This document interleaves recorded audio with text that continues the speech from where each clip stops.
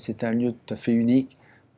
Bien sûr, d'apparence, on dirait un gros caillou, mais quand on regarde de près, c'est quand même un endroit tout à fait étonnant et où l'on peut quand même voir une certaine beauté et une certaine force.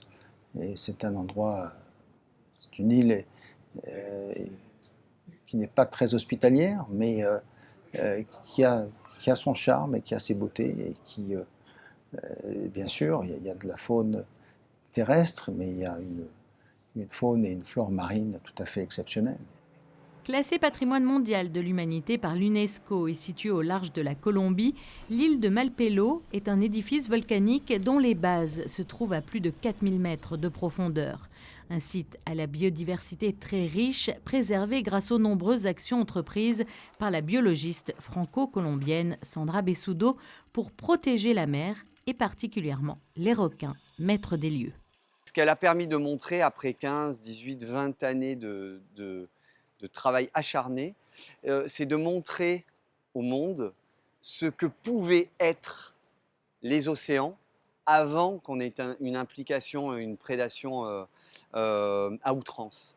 Ici, on a, je dirais, l'exemple de ce que pourrait être dans le monde entier un récif parfait, avec une chaîne alimentaire parfaite, avec les grands prédateurs au sommet de la chaîne alimentaire et tout ce qui en découle. Lors de ces explorations, les apnéistes Pierre Frolat et Frédéric Boll sont partis à la rencontre des animaux marins pour effectuer un marquage des requins en plaçant une balise sur l'animal à la base de l'aileron. L'avantage d'utiliser des apnéistes pour taguer les requins est double.